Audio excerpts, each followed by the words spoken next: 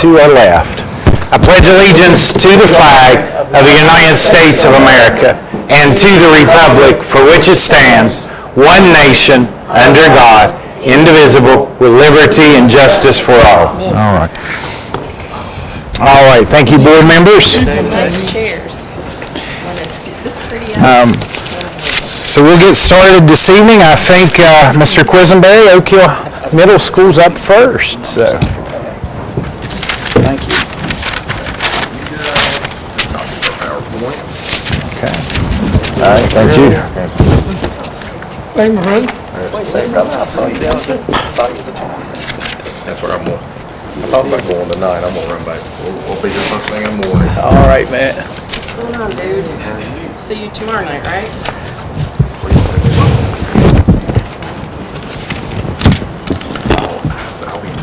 Oh, okay. All right. I won't see you Do you want tomorrow. to? If you come across it.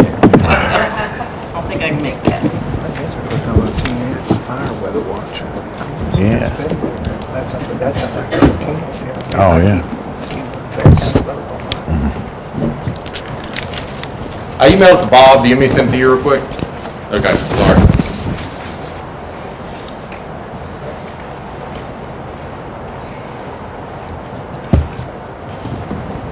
I see that you text me now. Well, I apologize.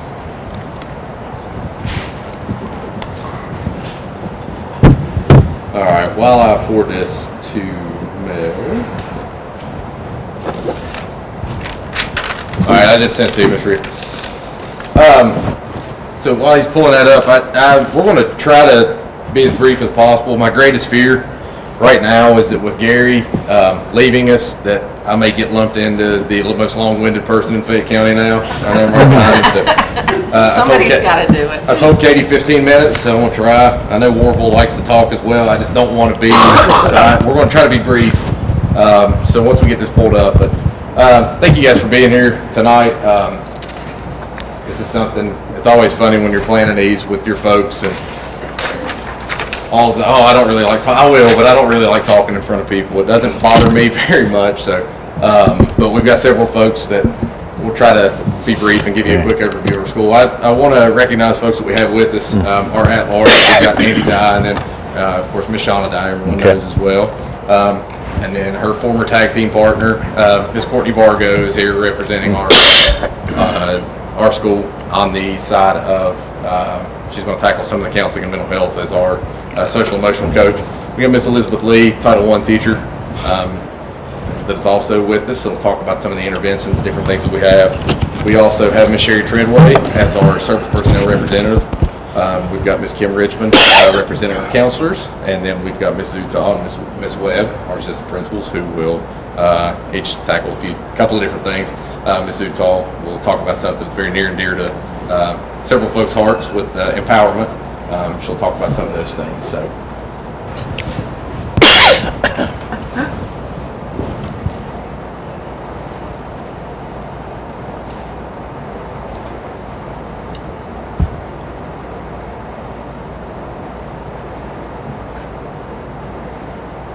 I'll go ahead and start while we're waiting to get that pulled up. So our topics, obviously with these, we always have those kind of 3 or 4 talking points that we'll want to discuss. And ours, obviously academic achievement, a number one focus. Also the mental health piece, that's kind of some of the challenges that we face. PBIS, which I think when you talk about climate and culture, PBIS is a major piece of that. As well as academics, but then climate and culture on its own. So those are our 4 big topics, really 3 large categories we've broken up. First thing with academic achievement. I shared it, Mel. Is that the issue? Yeah. Don't know the answer to that.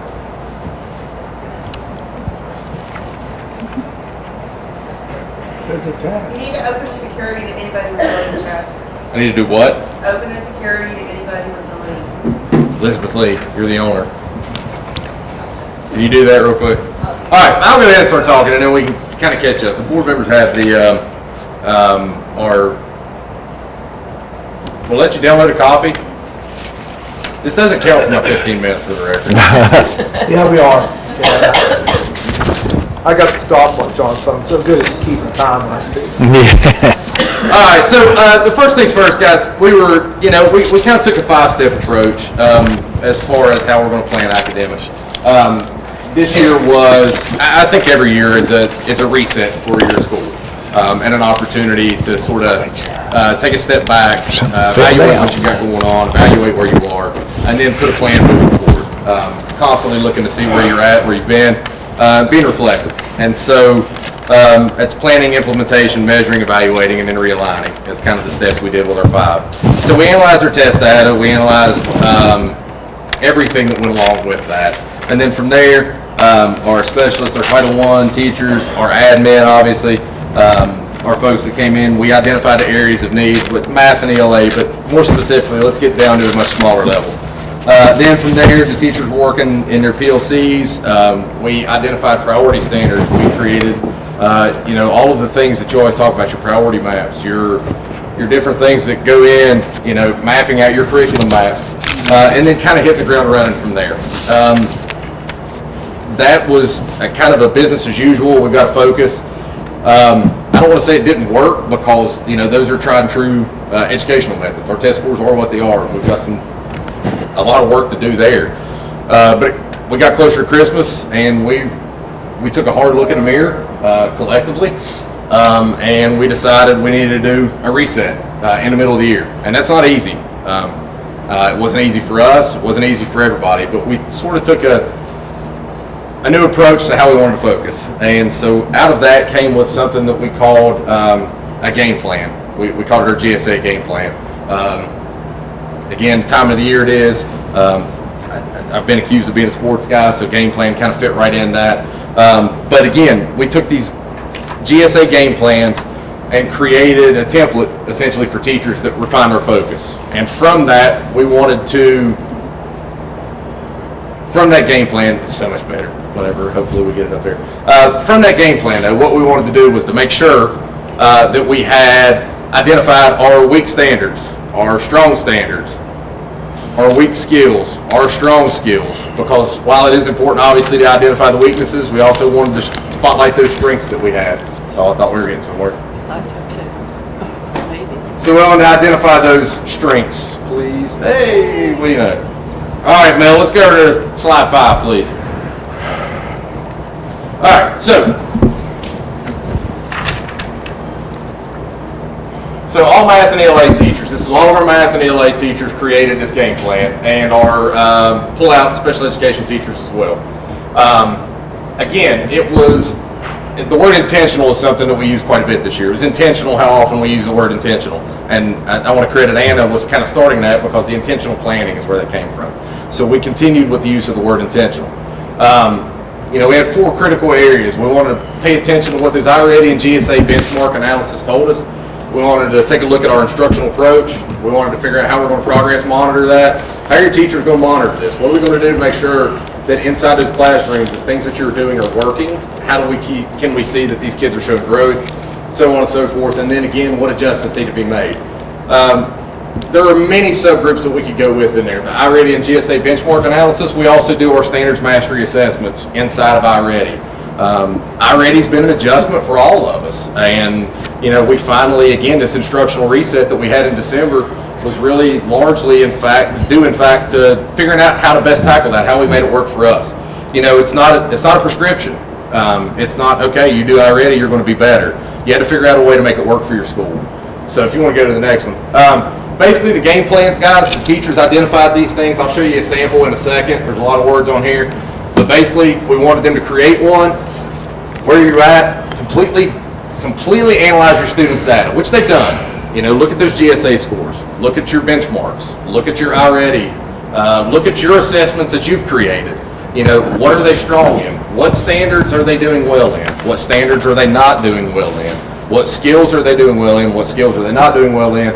And then what's your approach going to be? Coach Ray, what are you going to do? You've got 11 of your kids are struggling with this standard, and I should be more prepared to shoot a standard off. I don't have one, but let's say you got a standard 11 kids are struggling with. What are you going to do to address those 11 kids? How are you going to differentiate? Mr. Groom does a really good job with it. What is it going to look like? Your intervention will look like compared to his. So those are things that we literally mapped out and asked them to give us.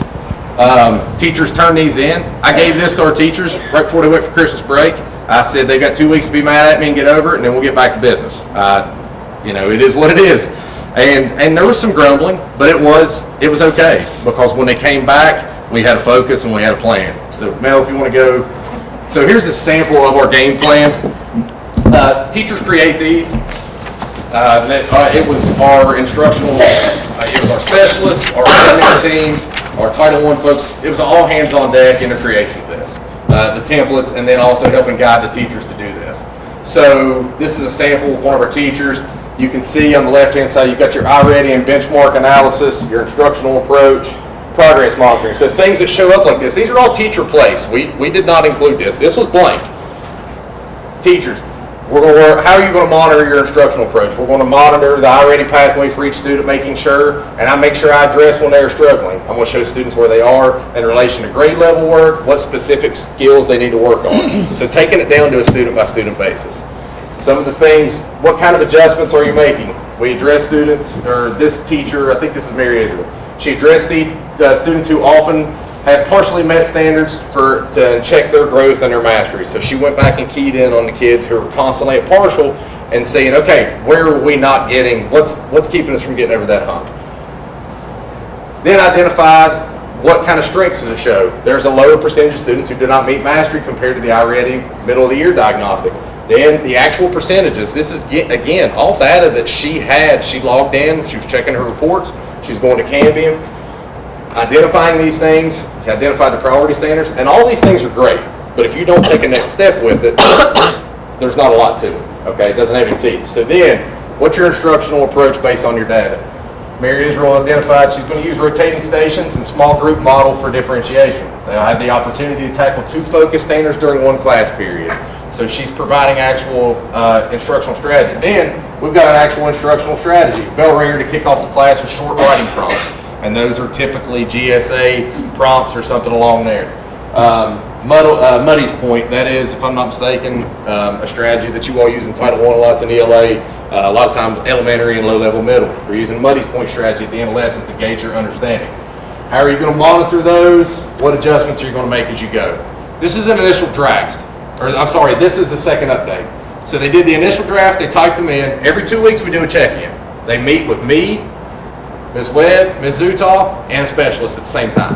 And it's not a, hey, let's check and make sure you're doing what you're supposed to be doing.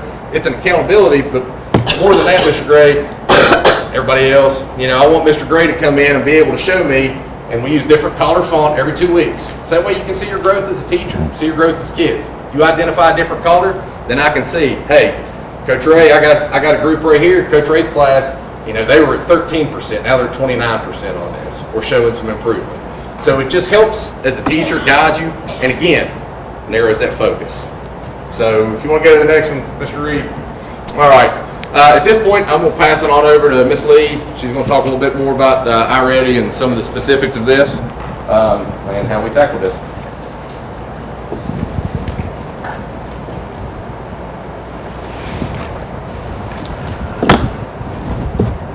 So we've been doing a lot with iReady, and the students have really been working on iReady. This is our intervention schedule that we currently have during the week. So students do math iReady on Monday, and then ELA iReady on Wednesday. Right now they're required to get 45 minutes and pass 2 lessons each week. And our students work really hard on this. They also have Flexible Friday kind of as an opportunity to make up some of that time. Let's say they were absent during the week and they need to do one of those ELA or those iReady lessons. So those are pretty big things for them.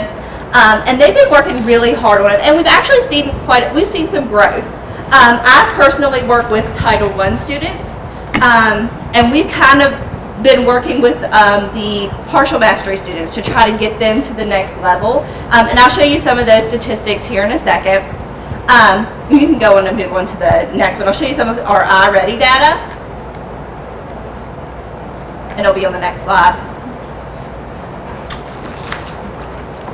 Okay. So what we do is we utilize this iReady data in a lot of different ways. Our teachers use it for their game plans. We have conferences with students. I actually just finished up conferencing with my Title I students, talking about their growth in iReady just from the MOY to now. Because we're at the end of the third 9 weeks, it's been a while since they took the middle of the year test, and they kind of want to see how they're growing. And so iReady kind of gives us the opportunity to do some of that. We use this to create small groups. A lot of times with Title I, we can use it to kind of choose students who are struggling with specific skills and give them intervention that way. Our teachers use it to kind of group students and do kind of a tiered MTSS, kind of like an MTSS platform. So they will take the students during the day. I know that one of the push-in classes that I'm in, he does Fridays. And so the students on Fridays, they'll work in iReady. He'll work with a specific group of students. I'll work with another group of students who are struggling. And so he'll work with the higher students, trying to get them on to the next level. I'll work with the other students, and we'll kind of go around. And that way they're each working on their level. We also use a lot of the materials to kind of address skill deficits in our standards, and we give iReady Standards Mastery assessments as our pre and our post tests. If you take a look here, these are some of our iReady BOY to MOY proficiency, and so we are seeing progress. We've made some gains. I'm going to show you some of the Title I gains here in a second. ELA hit at 22%, math at 12%. We're really working hard with our math students to help them get to the next level. One of the cool things about iReady is that the students were able to test onto the level that they're at. So we're able to work with those students, kind of meet them where they are and help to boost them up. And so we're seeing some movement with that as well. If you don't mind, I think on slide 13 is the Title I supports, and we'll come back to the Empowerment Collaborative. Okay, so this is what I know the most about. These are the students that I work with, even though I push in a lot of classes, this is kind of where I spend a lot of my time, is working with these students who are kind of struggling. They're right at partial mastery. A lot of them are like less than 40 points away from mastery on the test. So we pull these kids in small groups, and they have a more targeted intervention. That way they can reach where they need to be.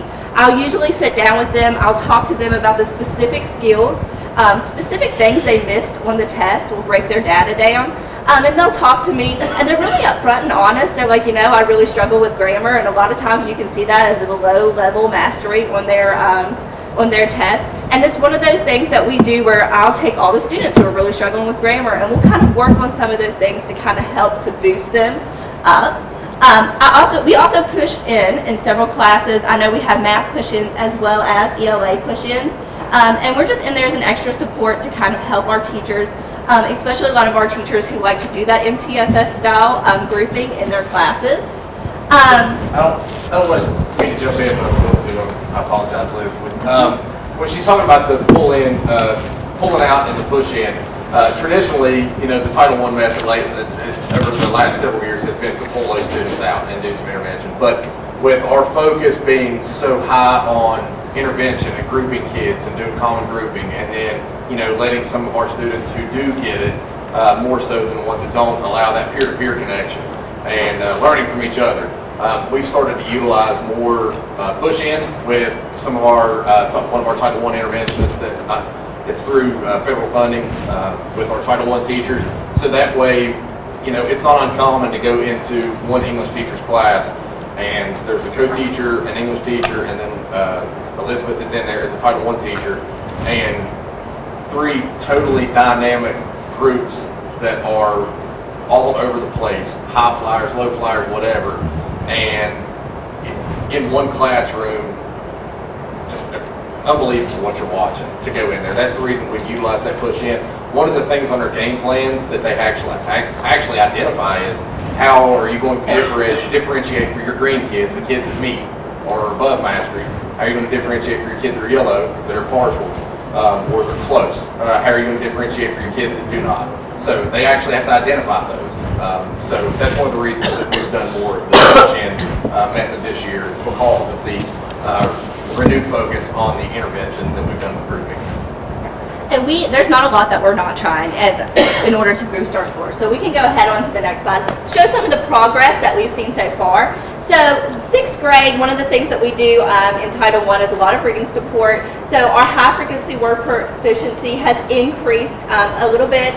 And then our 7th grade, we saw a huge jump in our 7th grade with students who are testing at grade level. And this is just Title I kids. This is just the 169 students that we are seeing in our small groups. So we saw this jump just from DOY to MOY. Also, you know, we saw kind of a little bit more modest, but we saw in our 8th grade, we saw a jump from 11 to 16%. So a lot of these kids have struggled for years with reading proficiency and making sure. A lot of them have been bubble kids for a long time. Like, they've been kids who've tested almost there. And so we're seeing them move up just with some of our interventions that we're doing. We can move on to the next slide there. Okay. So on average, our ELA students, we're seeing about a 22 points growth, which kind of correlates to a 10% average in iReady. So we used to use iExcel a whole lot inside of our Title I group, and a lot of that is correlating with like a 10% growth in iReady. So when we go in and we work with students one-on-one, we're seeing that jump. We also had about 16% of our students who were able to move on. They came to us at partial mastery, and so we saw a 16% increase in their test scores just with the students that we've seen. So they're doing pretty good, and we're working really hard with them. So we have about 169 per semester in Title I. So we work from MOY to BOY, and then at MOY we relook at our groups and see who's struggling, or if anybody has who has hit mastery, just to kind of support those students. So that's kind of where we're looking. And we can go ahead and move on to the next one.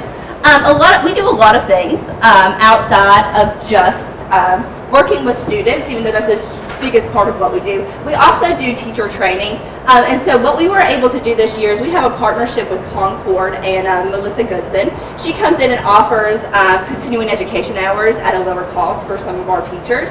And she worked with us on multi-tiered structured support and how they can use it inside of their classrooms. So what she's been doing is kind of going in and working with our teachers to show them how they can use that multi-tiered system of support just even inside of those iReady lessons. So that's kind of helped us a lot as a faculty to be able to group our students and kind of help move them up the levels of DOK. So what she does is she has them kind of go through, they turned in a test, and she showed them how to level out their standards and kind of move them up the DOK levels so that they could hit the areas that they needed to for their game plan. And another thing that we do is parent engagement. So that'll be on the next slide there. We've had several nights at school. We had our scoreboards and scholars at the beginning of the year with the football game. A lot of our parents came out for that. We also had reading night with Mr. Ellis, and he came to discuss his book, Hunting, Fishing, and the Family. So we had tons of families turn out for that, and that they were really interested in just kind of getting his perspective and things like that. We've had the Mountaineer at our school, just kind of bringing parents in to talk to them about math. He's actually an engineering major, and he talked to them about how important math and science were. We just recently had math night about engaging students in math through games, and what that was a parent support. So parents were able to come in, we gave them different games that they could use with their kids, as well as little handouts telling them, questions that they could ask their kids and just ways that they could help their students through that. So these are just a couple of the things that we've been doing. I wanted to showcase those two because even though, working with students is a huge part of what we do, we also do some other things to kind of help our students and our parents as well in our community support. So I'll hand it over to... Go back. Mr. Reed, do you mind going back to the empowerment slides? Ms. Utah's one. With it.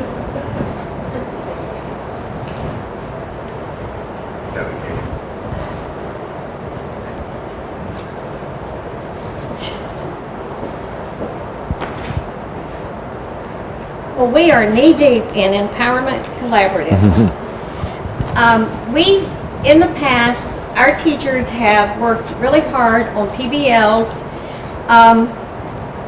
It worked very well. We had some great products. But with the Empowerment Collaborative, it's not so much the teachers as it is the students. The students come up with the solution that they want to find. In the past, when we did PBLs, the teacher told the student what they were going to find. Now, with the empowerment, the students pick their topic and they talk about just everything about that topic, just like a brainstorming session. And then they have to come up with a problem that they want to solve. So we've had, our 7th grade has done a quilt where they tell about their community and their family or members of the community, and they put that quilt together. With the ELA, of course, they did the writings and that kind of thing. Math, they had to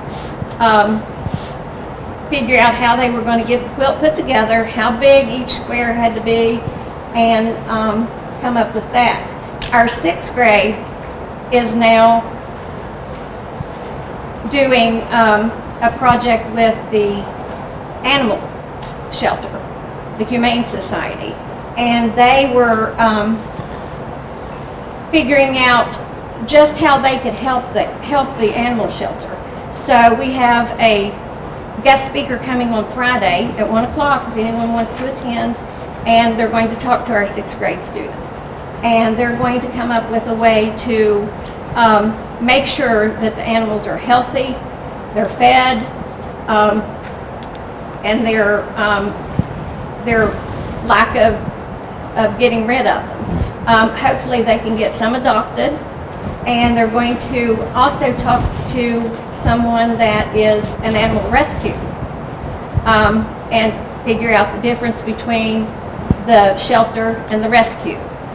Our 7th grade, they are so into this one. They're doing one on school food. And they interviewed, or they asked Chad, Mr. Chris, and me questions about the school food. Well, you know, they didn't realize that there were guidelines and that kind of stuff. So then they took their questions back and they rewrote the questions and sent them to Mr. Pence. So now they got answers from Mr. Pence. So now they're going to come up with a way to get our cooks to cook things that they want cooked. They have the fact that it's not stuff that they always like that they have. If it's something they really like, they don't serve enough of it. And they've got all of these problems that they're going to solve in this PBL. So this one's it's a real serious one for them. They went online, they gathered menus from various counties, and it's like, well, look here, what they have. Why don't we have this? And so we said to them, you have to find that out. We don't know, so you have to find it out. So they're really big into that one. But the whole frame of this is it's the students. They have to be the working part of their little business. They have to have someone that runs it. They have to have a troubleshooter if there's some problems going on between members of the group, which is their little business. And so each student in the group has a very important job. The inquiry is the big part for our kids. They're just so excited about not being told what they have to do and how they have to do it. They're learning to think on their own about, well, what do I really want to know about that? And so it's been a very interesting process for our kids. It's just a big shift in the environment, and it's making a big difference in how our students think. They'll say, well, can we do this for a project? Because I don't think like that person. I think this should happen, or I think we should know this. So they want to turn everything into a PBL with empowerment. They want that empowerment where they can actually make the decision about what they're going to learn. So it's going great. We are very pleased with it. All right, and really, we scuffled with it at the beginning. We were too involved as the adults. And once we handed it to the kids is when it took off, which That was one of the hardest things, was for the teachers to back out and let the students, because the teachers had decided what they wanted them to find out. Well, that's not how it ended, because the kids needed to make the decision of what they wanted to find out. So they had to get the teacher to back out so they could do their thing. Yeah. Mr. Reed, do you mind going back to the mental health piece? Courtney Vargas would be, she's been looking forward to this all day.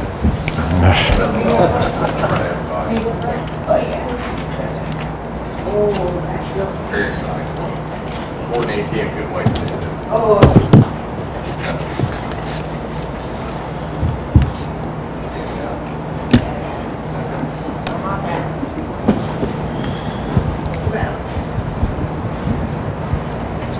Jean's job. I'm standing in very big shoes tonight because I cannot fill Jean English's shoes.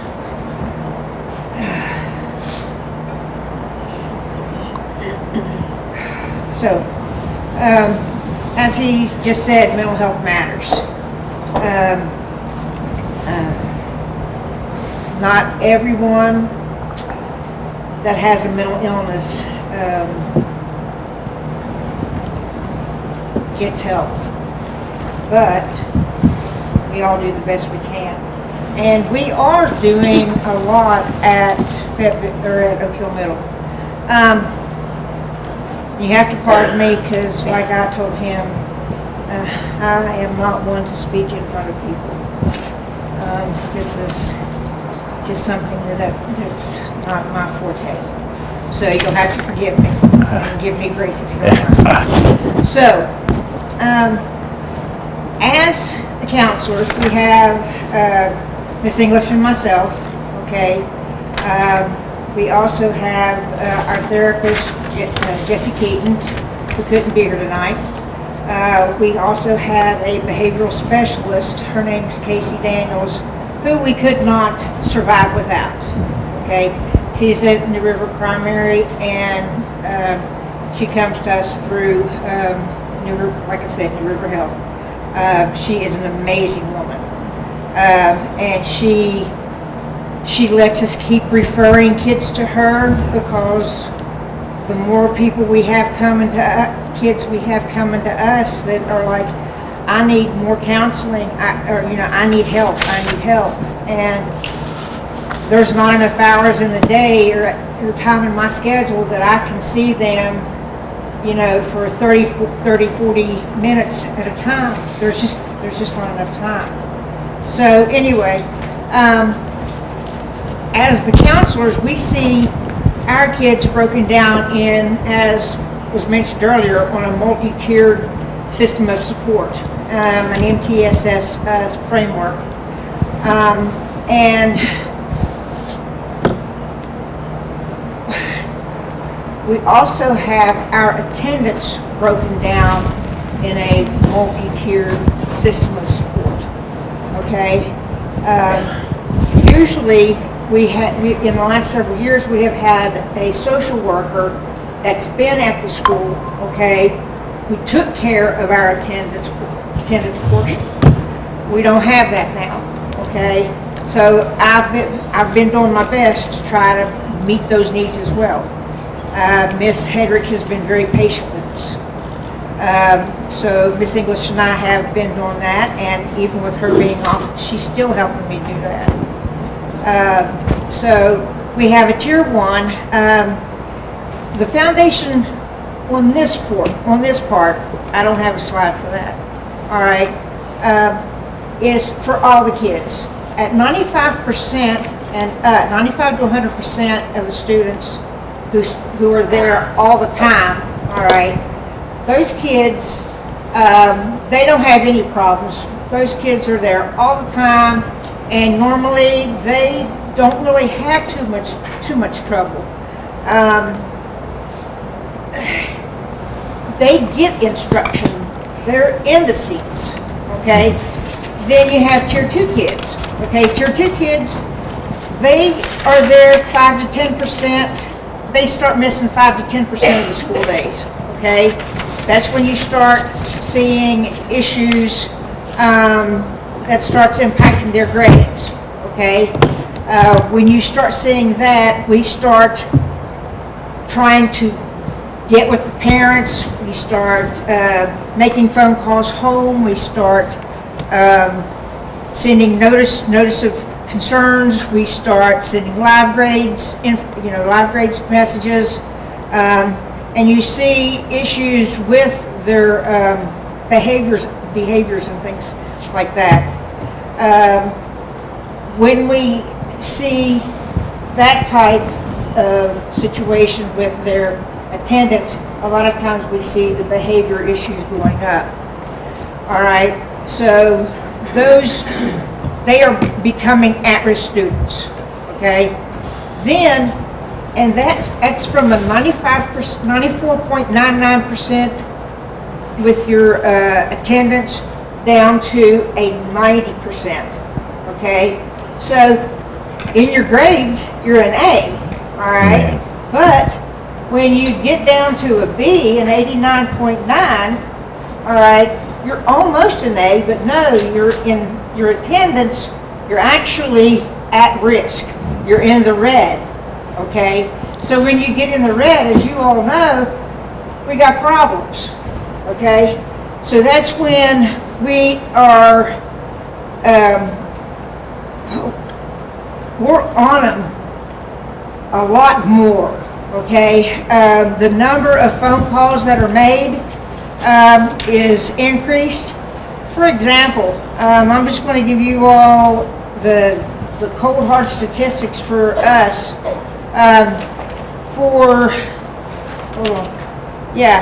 For us, we have already done, up to today, we've done 1,298 meaningful contact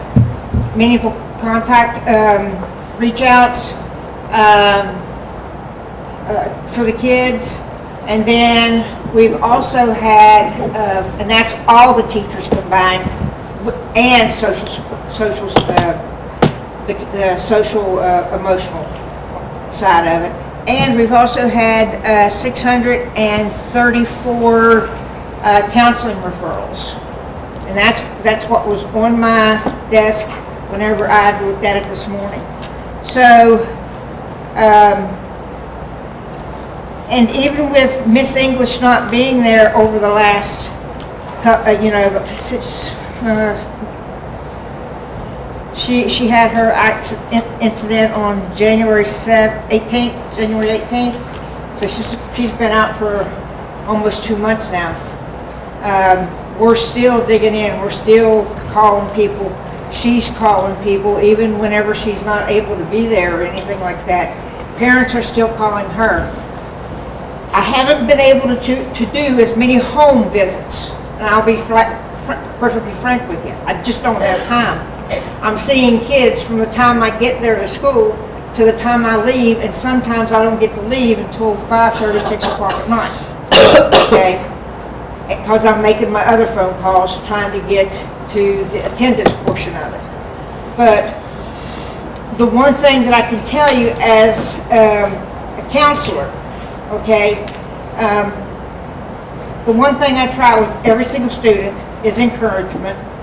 I think it is one of the most powerful tools that we have in the role that I do. As I communicate with my parents, and I try to make sure that they understand that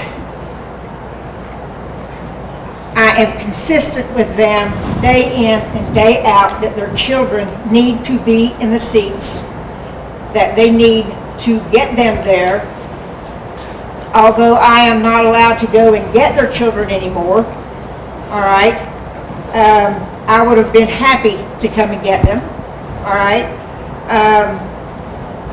They need to reignite every single day a belief in their child so their child can believe in themselves, because they can still have time to turn things around.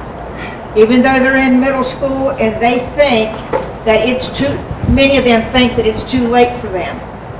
And I tell them every single day that all you have to do is start believing in yourself, believe in a dream for yourself, and start promoting boundaries with their children, start promoting accountability, and I try to empower the parents and the students to stay engaged with themselves, to make sure that they communicate with each other, and let me support them in a way that makes them productive.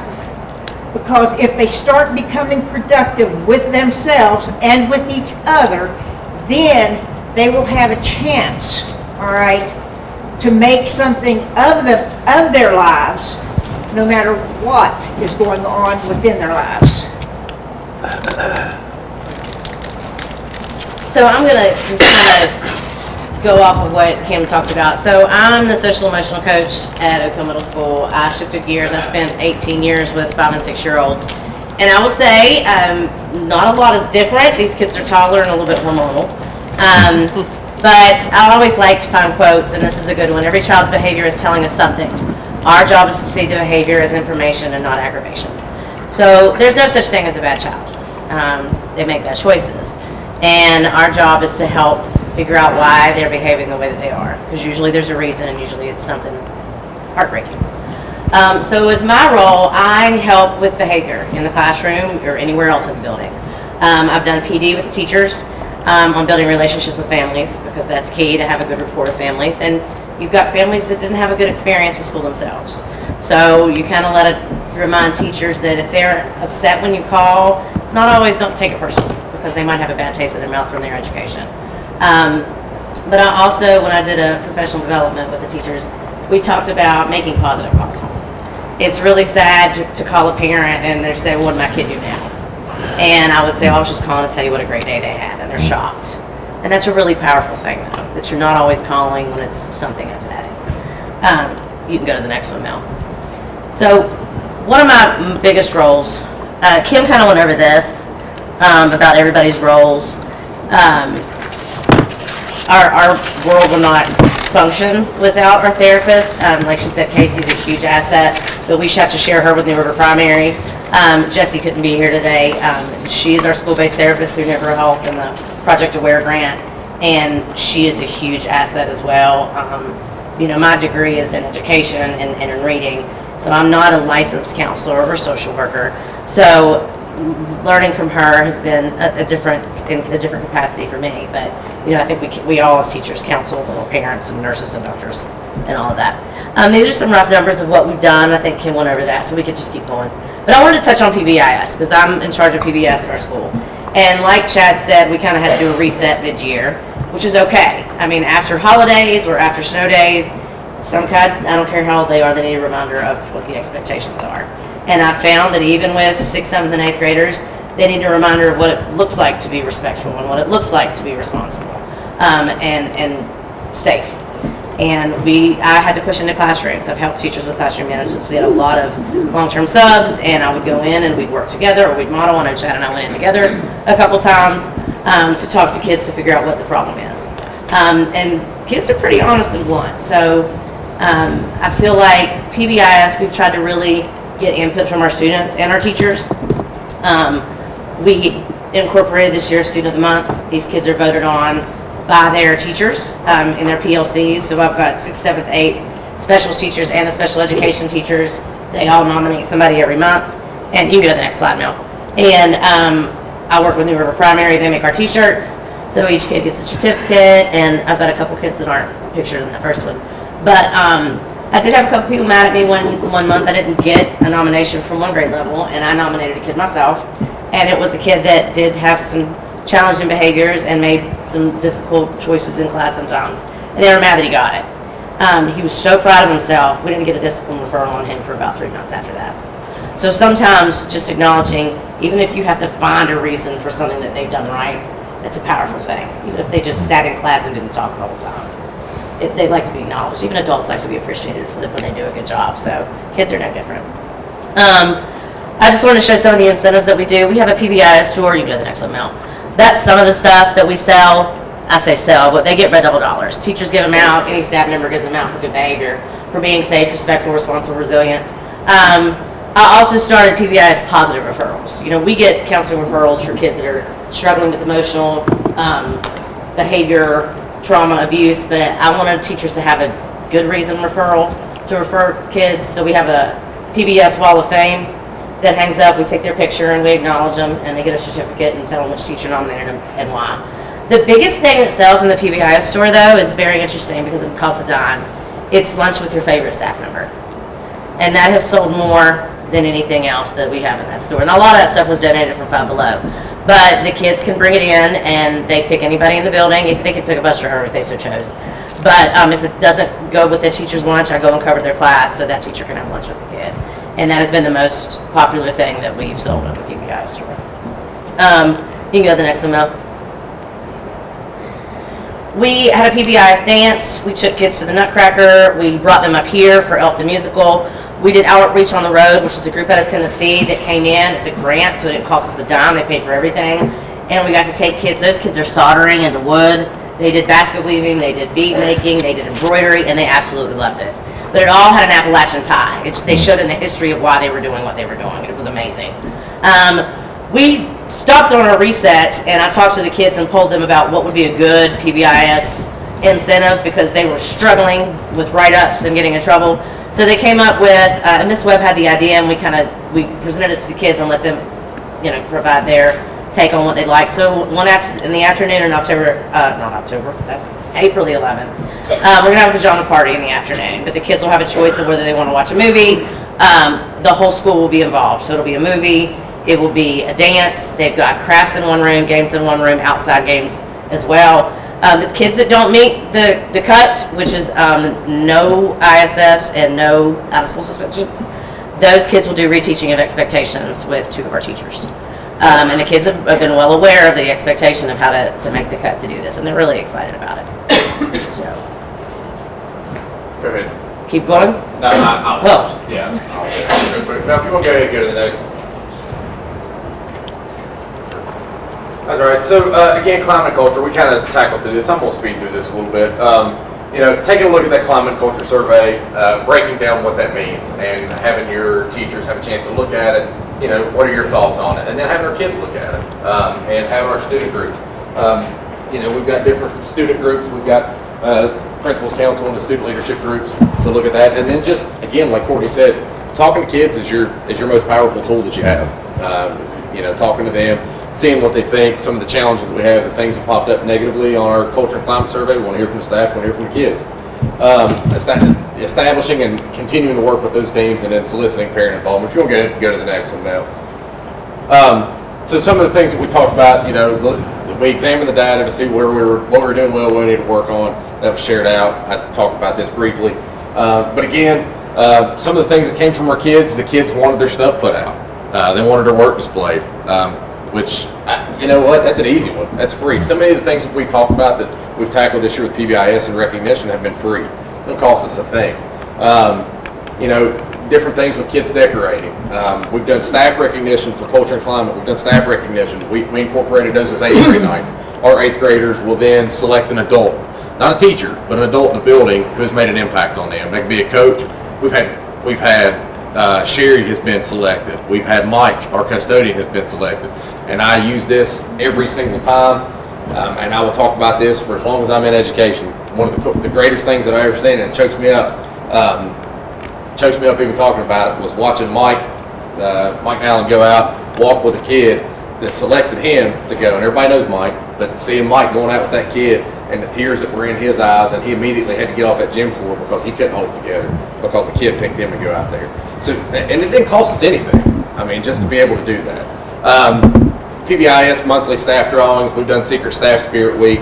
the kids. It was funny. We were all wearing black one day, like head to toe. The whole staff came in. The whole class, or the whole school was like, "Did somebody die?" So that was a funny one. They picked up on it, but they didn't. So, and again, different things. Project Aware has been such a huge asset. We've not labeled it by name, but so much of what we're doing here is tied in with Project Aware. Go ahead and go to the next one, Mel. I think we're wrapping up here. Yeah, just different things. Climate and culture. The empowerment has been a big thing for us. Like Ms. Utah talked about. Quill identified, she hit the nail on the head. It's changed the way that our kids think. And so once we start handing those things over to them, and even though we call it empowerment when we're dealing with the Humane Society Project, when we're dealing with the school feeding program, empowerment is also getting those kids in those groups and talking to them and saying, hey, what do you want to do for an incentive? What's going to matter to you? Again, friendly competition, making sure that our kids get to compete against each other in different ways. Parents are essential. Every chance we get to bring the parents in, we do. And then again, there's Mike that night. I'll never forget that. I really won't. So to kind of put a bow on this, we talked about our challenges. The mental health thing. We talked a lot about them, and again, we didn't identify them by name. I think our challenges are the sheer volume of need. The thing we talked about, and our educational summit last week was great because we all were on the same page. Guys, we're seeing diagnoses that we've never heard of, that we've never seen. We don't have answers for them.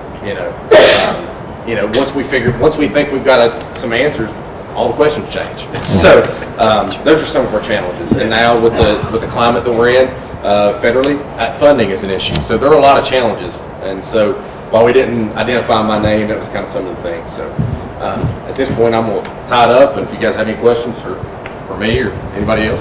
All right. Board members, any comments or questions? Yep. Good job.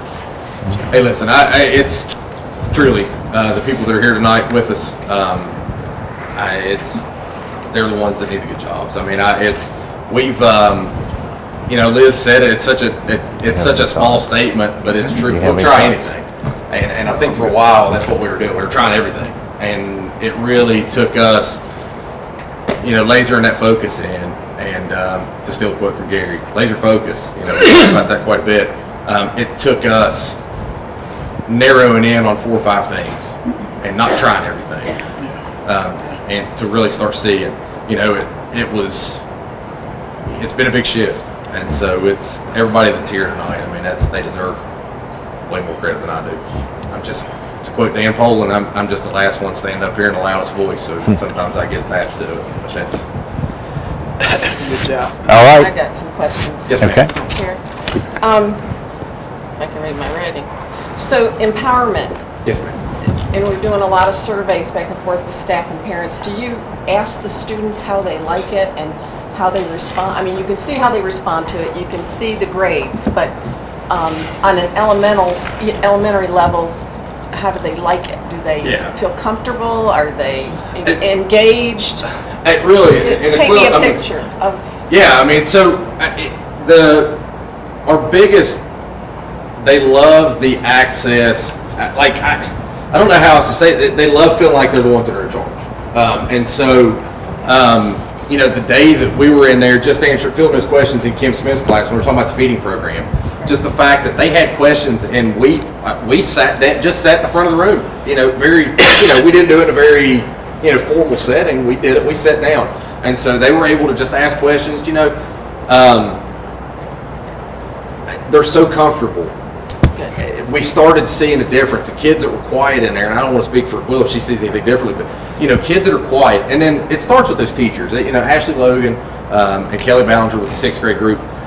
They have and my daughter has them twice a day, every day, and so I can tell you, the relationships that they build with every kid goes a long way. Kim Smith's the same way. So they're so comfortable with adults that, even the ones who barely speak, they're firing off questions at us about the feeding program. Something that, why can't we have this? And then following it up with, not just asking it. That's an easy question. Kaysen and Camden, who are oddly quiet. I pray that everything's fine in that gym. But Kaysen and Camden, my little boys can ask you, well, why can't we have that? But then the follow-up question, I think that's the biggest thing, is that critical thinking. They follow it up, and then there's open-ended questions that come from those kids. That's huge.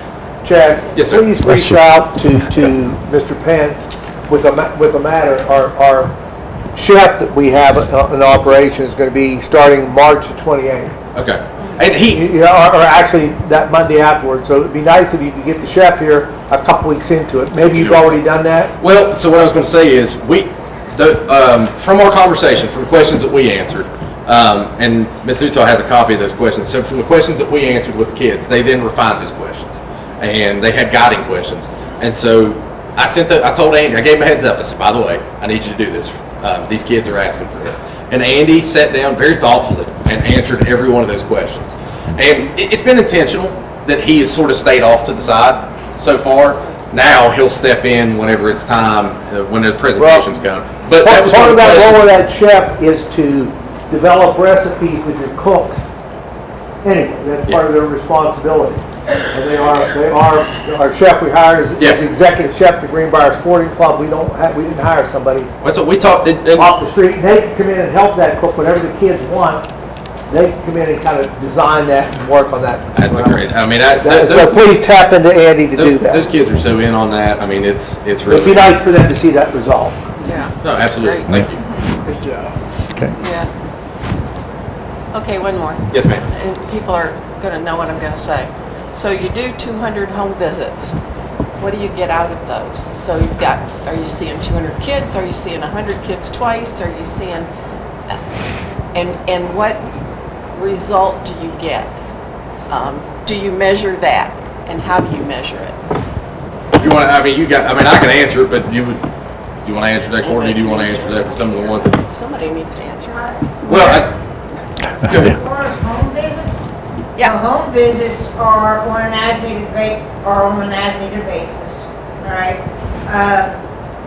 Whenever Gene and I go one home visit, all right, they are not necessarily to the same people over and over and over. A lot of times it's to different families all the time. Sometimes it's follow-ups, okay? I've been to, at different times, I have been to the same family 5 different times, following up with different things that they have needed. I've taken clothes to families, I've taken food to families, so forth and so on. Does that make sense? I think one of the biggest. I understand what you're doing and what they're getting. I think out one of the big, to need- sort of more answer your question, I don't mean to cut you off, but I think I just need to know what, if 10% of those kids stop missing school after you visit. Right. that What's kind of what's thing. the measurable? The what's measurable out of- yes. I will say this. I think one of our biggest impacts that we've seen, to directly answer your question, the biggest impacts we've seen are some of our students who have had behavioral issues that are out for discipline or different things, and some of the home visits that have come from those. The drastic reduction when those students return to school in their number of referrals. Those are some of our biggest, most eye-opening.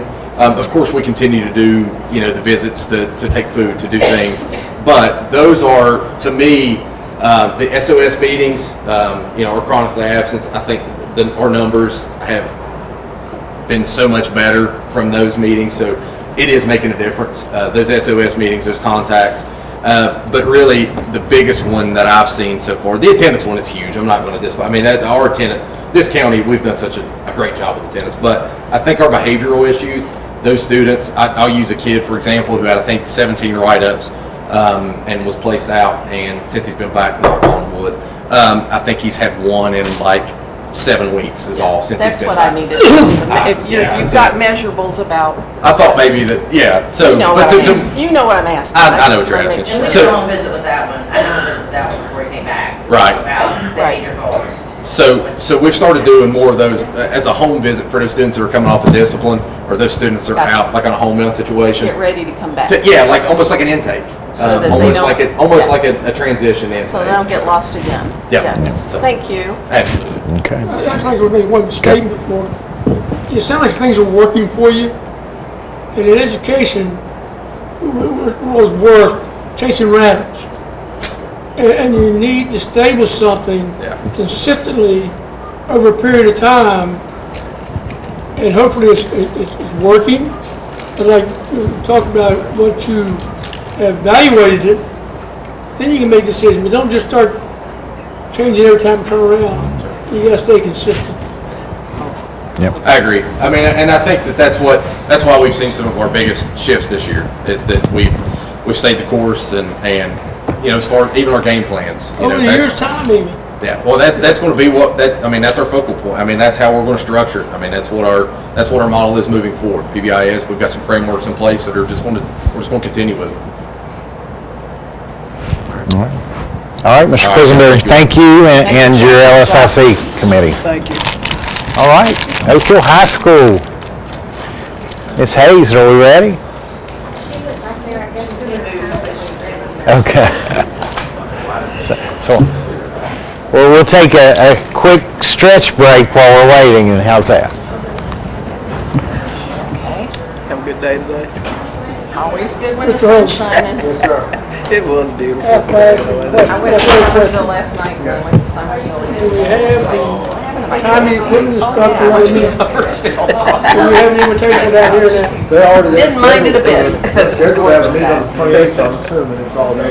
I talked to Georgie the other day. I was over here the other night. Yes. I just got these numbers today. I can see something more formal. Okay, but they found everything okay then, right? Okay. That was bigger than what we thought it was. Yeah, It it's, takes about 30 square shingles on that thing. okay. Big Tell us house. just back, go back and try to do it one more time. You Trouble is it might look be that over and then whatever. Okay, sounds good. Yeah, when they- Shingles is probably the Last time they most needed- expensive because you got to turn on and get rid of all Terry the was way. Yeah. I think you get a good deal. Okay. I think they've only got one layer on them. The metal is probably the easiest. Georgie that night. Right. way to go. Okay. Is he being trained? Yeah, I'm trying to decide if I'm going to sell it or invest in it, so. I'll double check it. Miss Harris. Miss Harris. You know I got to pick at you. Come on over here. Is that George? She gave me down the road all day yesterday. George, you gave me a hard time yesterday. I did not. It's okay if you did, I mean.